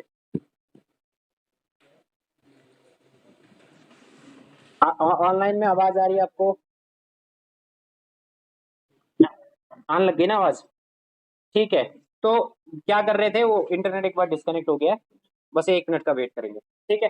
हाँ, अब एक तो तरीका यही है कि प्रूफ वाला, जो हम प्रूफ वाला यूज करेंगे, मतलब जो भी सोचेंगे अभी थोड़ी देर में। अभी एक बार के लिए आप क्या करो, देखो इधर, अभी एक बारी के लिए हम क्या करने की सोचेंगे उसको मैं समझाता हूं आपको। तो एक बारी मैं कंपोनेंट वाइज करवाना चाह रहा हूं, दूसरी बार मैं क्या करूंगा, वेक्टर्स की हेल्प से इसको लिखने की कोशिश करूंगा। जैसे उसका कहना क्या है, उसका कहना यह है कि एसी वेक्टर एक्चुअली हम लिख सकते हैं। एसी वेक्टर को आप कैसे लिख सकते हो? ओसी वेक्टर माइनस कितना, ओए वेक्टर, ये हम लिख सकते हैं एक्चुअली। तो हम थोड़ी देर में उस पर आएंगे, एक बार वेक्टर्स की हेल्प से मैं करना चाह रहा हूं। तो देखो आप मुझे ये बताओ कि ये आपको ए कोऑर्डिनेट आपने लिख दिया, बी कोऑर्डिनेट लिख दिया। अब रेशियो कितने का चल रहा है? 3:2 का चल रहा है। तो सी कोऑर्डिनेट को क्यों ना हम सेक्शन फॉर्मूले की हेल्प से सी कोऑर्डिनेट को लिख लें। आप मुझे बताओ सी कोऑर्डिनेट बनेगा कितना? सी कोऑर्डिनेट में बनाने की कोशिश कर रहा हूं। तो 3x2 प्लस 2x1 अपॉन कितना आएगा? 5। फिर कितना आएगा? 3y2 plus 2y1 divided by कितना? 5। और फिर कितना आएगा? 3z2 प्लस 2z1 अपॉन में कितना आएगा? 5। अब आप एक काम करो, ओसी वेक्टर को लिखो। तो ओसी वेक्टर कितना आएगा? यही सेम आएगा, 3x2 plus 2x1 divided by, अच्छा ऐसा करो 5 टाइम्स ऑफ ओसी वेक्टर लिखो। तो सी कोऑर्डिनेट अगर आपको पता चल गया तो ओसी क्या होता है, इसी के आगे आई जे के कैप लगाते हैं। तो इसके आगे अगर आप 5 से भी मल्टीप्लाई कर दोगे तो 5 लिखूं क्या डिनोमिनेटर में? 5 लिखने की नीड नहीं है। तो 5 ओसी वेक्टर को जब मैं लिख रहा हूं तो कितना आ रहा है? 3x2 प्लस 2x1, और यहाँ कितना आएगा? आई कैप 3y2 प्लस 2y1 जे कैप, और इधर कितना आ जाएगा? 3z2 प्लस कितना आएगा यहाँ पर? 2z1, और फिर यहाँ पर कितना जाएगा? के कैप। लिख सकते हैं क्या ऐसा? अब आप मुझे बताओ क्या इन दोनों का एडिशन सच में इसके इक्वल है? देखो OA plus OB vector, 2A plus OB vector क्या 5OC के इक्वल आ रहा है? तो 5OC के इक्वल आ रहा है। हमने बस किसकी हेल्प ली? सेक्शन फॉर्मूले की। सेक्शन फॉर्मूले की हेल्प से मैंने सी कोऑर्डिनेट ढूंढा, और सी कोऑर्डिनेट ढूंढने के बाद OC वेक्टर पता चल गया, और OC वेक्टर अगर पता चल गया तो फिर काम हो गया। ठीक है। अब एक काम करते हैं, जैसे उसका कहना क्या था उसकी हेल्प से करते हैं। तो यहां तक सबको समझ आ गया? इसमें कोई डाउट तो नहीं इधर आप लोगों को, किसी को? करें आगे? अब मेरी बात सुनो, आप मुझे ये बताओ, अनदर वे हम लिख रहे हैं इसी काम को करने का। आप मुझे बताओ एसी वेक्टर कितना बनेगा, बताओ। एसी वेक्टर को देखो इधर, ध्यान से सुनना। अगर आप triangle law of vector addition लगाओ, दिमाग लगाना, मुझे ये बताओ, देखो इधर ओ ए देखो इधर बोर्ड पर ओ ए प्लस ए सी किस चीज के इक्वल होगा ये, according to triangle law of vector addition, O A C word को इंक्लूड करते हैं ना, ओ ए प्लस ए सी कितना बनता है ये, ओ सी बनता है। तो मैं ये कहने की कोशिश कर रहा हूं कि हमें क्या पता है, हम ये जानते हैं कि O A vector plus A C vector is equal to कितना, ओ सी वेक्टर है, ठीक है। सिमिलरली आप मुझे सी बी वेक्टर चाहिए ना इसको, तो सी बी वेक्टर को लिखना है। तो सी बी वेक्टर के लिए मैंने क्या किया, ये वेक्टर लिखा O C vector plus C B vector is equal to कितना आ गया, ओ बी वेक्टर। तो मैं क्या कहने की कोशिश कर रहा हूं, O C vector plus C B vector is equal to कितना आ गया, कितना आ गया, ओ बी वेक्टर आ गया, ठीक है।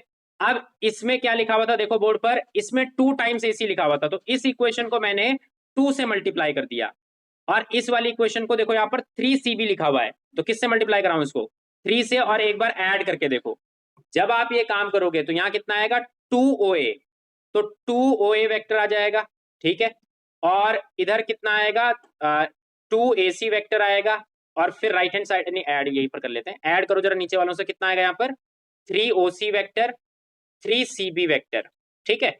और राइट हैंड साइड पर कितना आएगा, 2OC वेक्टर और 3OB वेक्टर, ऐसा आएगा। अब आप मुझे बताओ अगले स्टेप में क्या लिखना चाहिए, बताओ आपको। तो AC vector plus CB vector, तो AC vector plus CB vector को हमें यहां से कहीं से कैंसिल आउट भी करना होगा अपने को ना। तो जैसे एक मिनट है, 2OA, 2 इन दोनों से कॉमन ले लूं, अगर इन दोनों में से 2 कॉमन ले लूं तो मैं कितना लिख सकता हूं इसको, OC लिख सकता हूं, लेकिन वो तो फिर यही बनेगा ना। नहीं, हमें प्रूफ क्या करना है, हमें प्रूफ ये करना है 2OA, तो इसको पिक्चर से नहीं हटा सकते हम, 2OA 3OB, 3OB यार राइट हैंड साइड में आएगा क्या,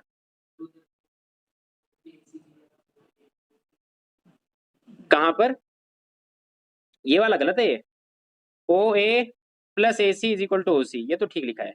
नीचे में OC plus CB is equal to OB, ठीक लिखा है ये। अच्छा इधर तो यहाँ पर 3OC आया, और इधर कितना आया, 3CB आया, सही लिखा है।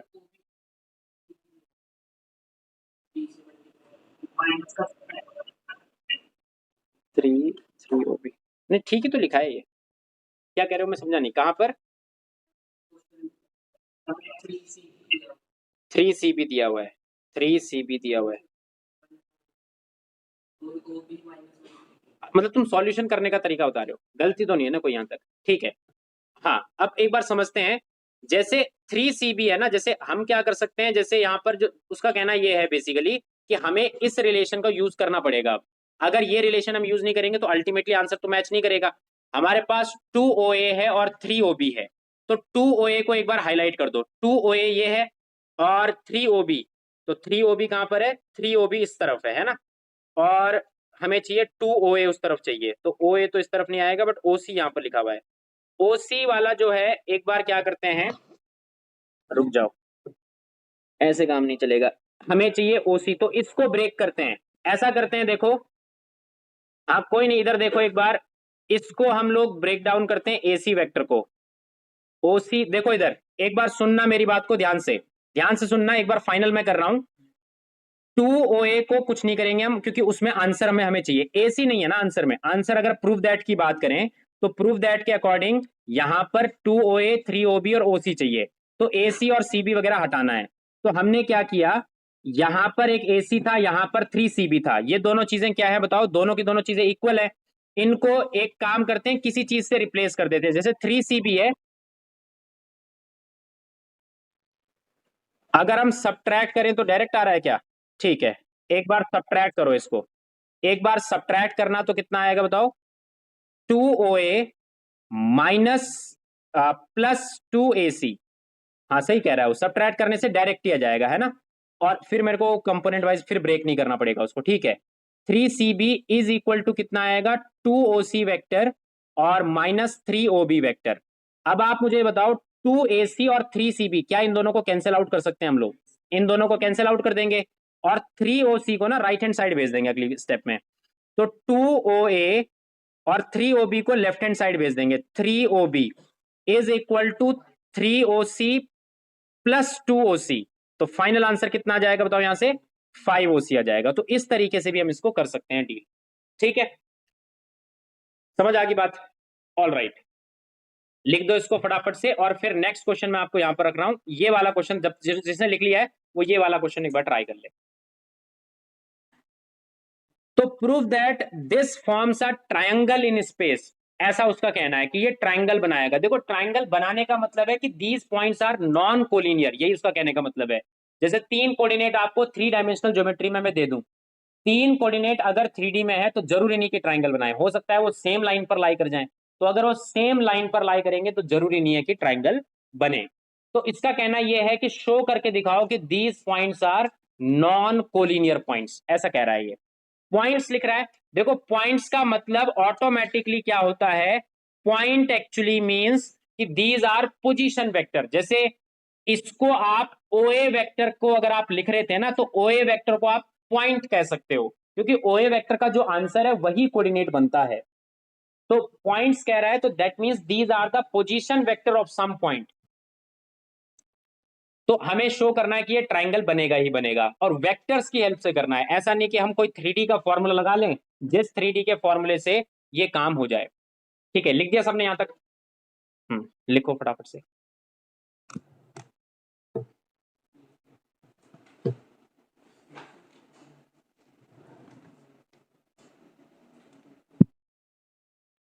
तो बताओ यहां तक ठीक है, कर सकते हैं आगे? सबने लिख दिया? अब क्या लगता है तुम्हें कि ट्रायंगल कैसे हम शो कर पाएंगे? अगर 3 वेक्टर्स जो हम बनाएंगे इसमें वो पैरेलल उनमें से कोई भी ना आए एक दूसरे के। जैसे आप समझाता हूं मैं, ध्यान से देखना। ये तो लिख दिया ना सबने? ठीक है, अब मेरी बात को ध्यान से सुनना। जैसे क्या होता है, कभी देखो 3 पॉइंट्स का मतलब है actually these are the position vectors.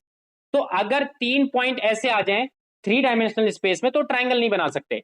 पता कैसे चलेगा कि ट्रायंगल नहीं बन रहा है? आप क्या करना, आप एक एक करके वेक्टर लिखना। जैसे आपने ये वाला वेक्टर लिख दिया, एक कोऑर्डिनेट बताना जरा इसका कितना आएगा। पहले वाले पॉइंट का ए पॉइंट है, बी पॉइंट है और सी पॉइंट है। पहले का कोऑर्डिनेट कितना आएगा, 1 2 -3। दूसरे का कोऑर्डिनेट कितना आएगा, 2 -1 1। और तीसरे का कोऑर्डिनेट कितना आएगा, 2 5 -1। ठीक है, अब मैं क्या करता हूं, ए बी वेक्टर लिखता हूं एक बार। ए आप मुझे बताओ ए बी वेक्टर बनेगा कितना, तो बोलना जरा कितना आएगा। आई कैप 2 -1 आई कैप, -1 -2 -3 जे कैप लिख दें, और 1 माइनस टाइम्स ऑफ -3 तो +4 लिख दूं। ठीक है, अब आप मुझे बताओ बीसी वेक्टर कितना बनेगा। तो बीसी वेक्टर जो बनेगा वो कितना बनेगा, तो 0 आई कैप, फिर 6 जे कैप और -2 के कैप। ठीक है, अब आप एक काम करो, एसी वेक्टर को लिखने की कोशिश करो। एसी वेक्टर बताओ कितना बनेगा। तो एसी वेक्टर को अगर तुम देखोगे तो वो बनेगा आई कैप, ऐसा बनेगा ना, देखो +3 जे कैप, और फिर कितना बनेगा, 2 के कैप। अब मुझे ये बताओ आप कि क्या मैं ये बात कह सकता हूं, देखो अगर 3 पॉइंट्स कोलिनियर हैं तो ए बी वेक्टर जो बन रहा है उसको किसके पैरेलल आना चाहिए था। देखो अगर 3 पॉइंट्स कोलिनियर है मान लो, तो ए बी वेक्टर को किसके पैरेलल आना चाहिए, ए सी वेक्टर के पैरेलल आना चाहिए ना।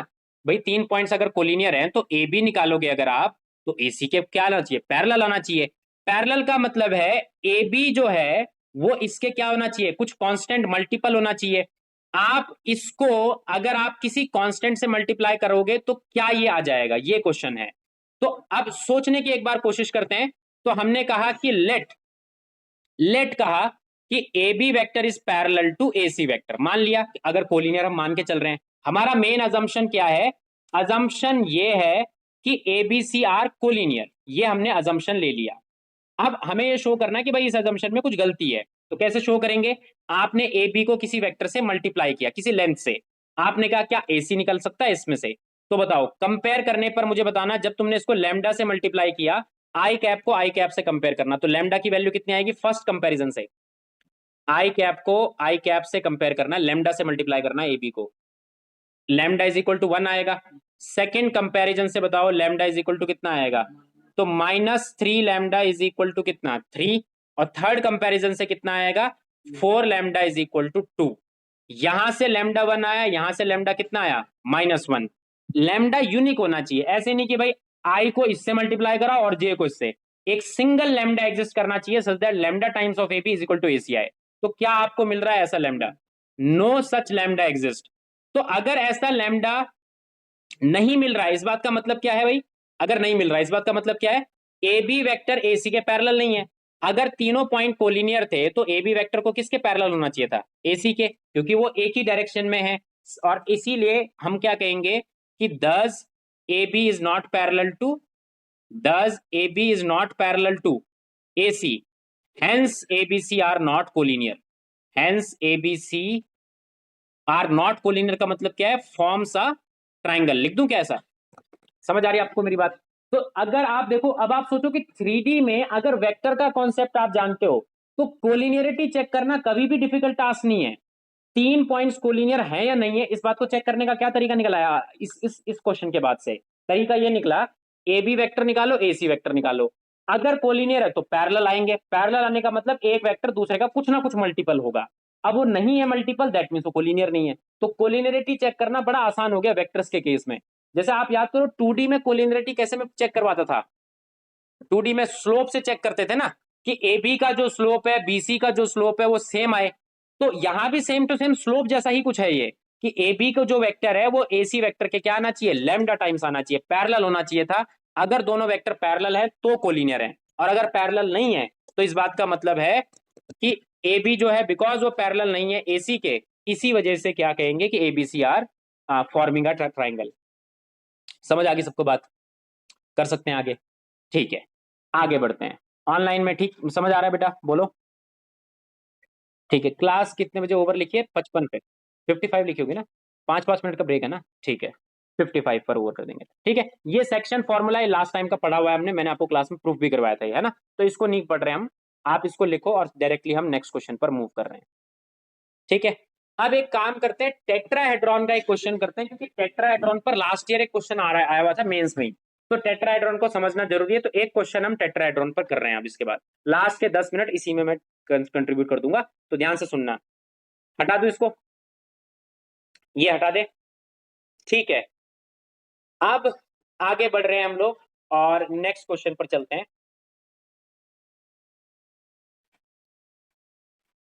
ठीक है, तो नेक्स्ट क्वेश्चन अब जो हमें करना है वो एक्चुअली मैं चाह रहा था टेट्राहेड्रॉन का करवाना। अच्छा, एक और चीज है, सेंट्रॉइड का तो मेरे हिसाब से मैंने आपको बता दिया था 3D में फॉर्मूला ना, उसी की हेल्प से हम कर लेंगे उसको। तो एक क्वेश्चन था टेट्राहेड्रॉन का, मैं एक बार करा देता हूँ उसको, उससे क्या है ना, क्वेश्चन थोड़े से आसान हो जाएंगे। ठीक है, अब जैसे ये क्वेश्चन है, तो ये काफी अच्छा क्वेश्चन है, इसमें मैं कुछ आपको बताऊंगा, वो आपको लिखना भी है, साथ साथ साथ में लिखते चलना, क्योंकि समझाने में बड़ा टाइम लगेगा। देखो टेट्राहेड्रॉन कैसा 3D स्ट्रक्चर है, कि देखो सबसे पहले अगर मैं बात करूं कि अगर आपके आपके पास सिर्फ ट्राइंगल्स हैं, सिर्फ ट्राइंगल्स हैं, और ट्राइंगल्स को आप क्या कर रहे हो, अब आ रहा बताओ, सिर्फ आपके पास क्या है? ट्राइंगल्स हैं। ध्यान से सुनना, आपके पास क्या है? सिर्फ ट्राइंगल्स हैं। जैसे कि ये एक ट्राइंगल हो गया, तो ये ऐसा आप समझ लेना कि ये ग्राउंड के ऊपर रखा हुआ है ट्राइंगल। ठीक है, अब मैंने क्या किया, इसको बेस मानते हुए एक और ट्राइंगल यहां पर बनाया इस तरीके से, और आप इसको समझ लो कि ये इसके परपेंडिकुलर तो नहीं कहूंगा, बट मैं, ये ग्राउंड में है और ये परपेंडिकुलरली, आप समझ, परपेंडिकुलर तो नहीं है एंगल का है, बट जिस भी एंगल पर है, बट ये हवा में है, ये वाला ट्राइंगल। फिर मैंने क्या किया, इन दोनों साइड्स को इन दोनों साइड्स को कंटेन करने वाला एक ट्राइंगल बनाया, और वो इस तरीके से रख दिया। समझ पा रहे हो? तो कितने फेसेस हो गए, एक बार गिनो। ये हो गया अभी तक के लिए, फिलहाल के लिए। अब आप देखो, ये ग्राउंड पर एक फेस हो गया ट्राइंगल, फिर उसके अलावा ये वाला एक फेस हो गया, ये भी एक ट्राइंगल है। उसके अलावा एक फेस ये वाला हो गया, ये भी एक ट्राइंगल है। अब एक फेस ना फ्रंट में आएगा, ये फ्रंट वाला फेस है। ये कितने फेस हो गए टोटल देखा जाए तो? 4 फेसेस हो गए। तो टेट्राहेड्रॉन क्या है? Tetrahedron is a 3D figure that is made up of only triangles, और उसके पास कितने फेसेस होते हैं? 4 फेसेस होते हैं, 4 फेस हैं। क्यूबॉइड में कितने फेस होते हैं? 6 फेस होते हैं। तो टेट्राहेड्रॉन में कितने फेस हैं टोटल? 4 फेसेस हैं। अब जैसे होता क्या है कि देखो, ये बन तो ट्राइंगल से रहा है, और ट्राइंगल के पास क्या होता है? सेंट्रॉइड होता है। जैसे आप इसे मान लो ए पॉइंट, इसे मान लो बी पॉइंट, इसे मान लो सी पॉइंट, और इसको मान लो आप डी पॉइंट। ठीक है, तो ये ए बी डी एक ट्राइंगल है, ए बी डी ट्राइंगल के पास भी क्या होगा? सेंट्रॉइड होगा। अब जो ये ए वेक्टर है ना, इसका पोजीशन वेक्टर मैं लिख रहा हूं, ए सी वेक्टर क्या होगा ये नहीं लिख रहा हूं, पोजीशन वेक्टर ए का लिख रहा हूं, उसको मैंने डिनोट किया ए वेक्टर से। तो इस बात का मतलब है ए वेक्टर में जो आई जे के कोफिशिएंट्स होंगे वो क्या होंगे, ए वेक्टर ए पॉइंट के कोऑर्डिनेट्स होंगे। सिमिलरली मैंने ये वाला वेक्टर लिखा, इसका मैंने पोजीशन वेक्टर लिखा, मैंने इसका पोजीशन वेक्टर लिख दिया और इसका पोजीशन वेक्टर लिख दिया डी वेक्टर। अब देखो ये जो ग्राउंड पर ट्राइंगल है, इस ट्राइंगल का हम लोग देखो क्वेश्चन क्या रहा है, पहले रीड करो। Show that the lines joining the vertices of a tetrahedron to the centroid of opposite faces are concurrent. Concurrent word का मतलब होता है जो एक ही पॉइंट पर मीट करें। तो जैसे आप इस चीज को ऐसे सोच के चलो कि आपके पास इस ट्राइंगल का एक सेंट्रॉइड होगा, ठीक है, ग्राउंड के ऊपर एक ट्राइंगल है, ट्राइंगल्स के पास सेंट्रॉइड होता ही है, क्या फॉर्मूला होता है, x1 + x2 + x3 अपॉन 3। तो वैसा आप समझ के चलना। अब इधर जो है, इधर आप मान के चल लो कि इधर क्या होगा, एक इधर इसका एक सेंट्रॉइड होगा, एक इसका सेंट्रॉइड आपने मान लिया, और एक इस वाले फेस का मान लिया, और एक सामने जो फ्रंट में फेस है उसका सेंट्रॉइड यहां मान लिया। फील कर पा रहे हो, तीन इधर बैक साइड वाले फेसेस में है और एक फ्रंट में है, 4 सेंट्रॉइड्स हैं। अब उसका कहना क्या है, line joining the vertices of the tetrahedron to the centroid. तो जैसे आपने इस लाइन को ज्वाइन किया ऐसे, ठीक है, इस वर्टेक्स को आपने इसके सेंट्रॉइड से यहां पर ज्वाइन कर दिया बॉटम पर। अब ये वाला सेंट्रॉइड था, आपने इस वाले वर्टेक्स से इस वाले सेंट्रॉइड को ज्वाइन कर दिया। आपने आपके पास ये सेंट्रॉइड था और आपने ये वाले वर्टेक्स से आपने इसको ज्वाइन कर दिया, और उसके बाद इस वाले सेंट्रॉइड को इस वाले वर्टेक्स से ज्वाइन कर दिया। तो कहा यह जा रहा है कि इन चारों को ज्वाइन करने पर जो इंटरसेक्शन होगा वो एक ही पॉइंट पर होगा। समझ आ रही सबको बात? तो मैं रिपीट करता हूं, देखो जैसे इस पॉइंट को ना यहां पर से हटा देते हैं, ये डी वर्टेक्स है, इसको थोड़ा बाहर रख देते हैं, बट आप ऐसे सोच के चलना कि ये डी वर्टेक्स है यहां पर, ठीक है। अब रिपीट मैं करता हूं, देखो इस बाहर वाले फेस के ऊपर जो ये आउटसाइड वाला फेस है, एक सेंट्रॉइड इसका होगा, इसे मैं यहां पर बना रहा हूं। इसे आप फील करो कि ये आउटसाइड वाला जो फेस है, जो बाहर वाला फेस है उसके ऊपर है, और इधर जो ये ट्राइंगल है, इस वाले ट्राइंगल के ऊपर मैंने क्या किया, इस वाले ट्राइंगल का एक सेंट्रॉइड यहां बना दिया, ठीक है, इस वाले ट्राइंगल का यहां बना दिया, इस वाले ट्राइंगल का यहां बना दिया। अब देखो आप ऐसे सोच के चलो कि अगर मैं इस वाले, ये ऑपोजिट वर्टेक्स है इसका, अगर आप देखो ये सेंट्रॉइड ग्राउंड के ऊपर है, एक ही ऐसा पॉइंट है फिलहाल के लिए जो हवा में है आपके लिए। अगर आप इसको ग्राउंड मान रहे हो कि ये आपका ग्राउंड है, तो कौन सा पॉइंट हवा में है, फिर ये पॉइंट हवा में ना, और कोई भी पॉइंट हवा में नहीं है, कोई भी वर्टेक्स हवा में नहीं है, सिर्फ ये वाला पॉइंट हवा में है। तो इसको आपने यहां से ज्वाइन किया, समझ पा रहे हो? अब मैं रिपीट करता हूं, देखो ये ये और यहां पर एक पॉइंट मान लिया, ठीक है, तो आपने इसको यहां पर ज्वाइन कर लिया। अब आप ग्राउंड किसको मानो, ए डी सी को आप ग्राउंड मानो, A D C is your ground. Feel करो एक बार, A D C is your ground. तो हवा में उसके लिए कौन हो गया, बी वर्टेक्स हवा में हो गया, तो इसको यहां से ज्वाइन कर लिया ऐसे।